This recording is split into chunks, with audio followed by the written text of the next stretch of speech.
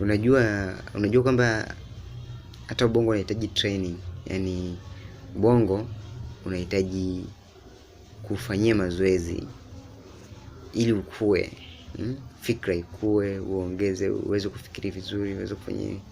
Kwa nini? Ukiwa ni mtu ambaye unaweza kujiuliza maswali mengi, unaweza kaanza njia rahisi tu. Nishai kueleza kwamba ukitaka kuanza kufanikiwa au kujua vitu, usianze na vitu vigumu. Anza na vile vitu ambavyo vinakuzunguka, vitu ambavyo unaviweza. Unaweza kujiuliza kitu tunachokiona pale mbele yako, kwani hiki kikoje au kimetengenezwaje? Unachokiona mbele yako, mimi naona nini? Mimi naona labda simu. Kwani simu imetengenezwaje?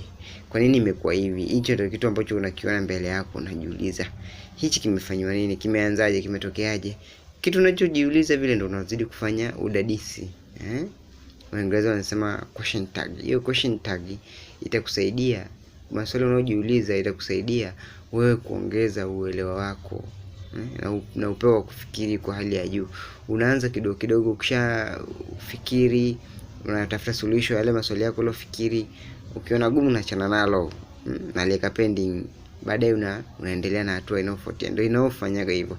Kwa mwisho wa siku utajikuta yani unajua vitu vingi, umehifadhi vitu vingi.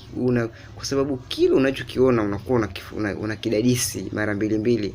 Na usipojenga tabia kudadisi mara mbili, huwezi kugundua vitu, kwa sababu ya unakuwa yani kichwa chako kinakuwa kina tabia kupotezea vitu. Sasa kama una tabia kudadisi, unajikuta kwa muda ambao sio rasmi zaidi ya masaa, tunaweza kusema hata masaa, kati ya masaa 24 masaa 10 kwa kila siku lazima ujifunze vitu vipya visivyopungua hata 20 au 30, kwa sababu kile unachokiona mbele unakuwa unakidadisi.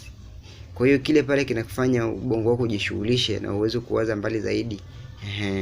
Na sasa hivi unakuta vile unakuwa kuna mwingiliano wa taarifa nyingi ambazo zinapatikana katika kila sehemu.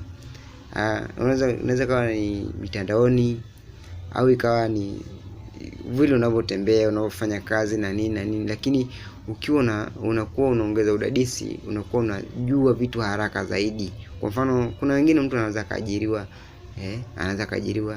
kiwandani au kazini, sehemu yoyote pale, kwenye mashine, kwenye mitambo mikubwa, miaka na miaka anaenda rudi, lakini ukija kukaa mwambie hivi ulishawahi kuwaza kuja kufanya hichi kitu, anaanza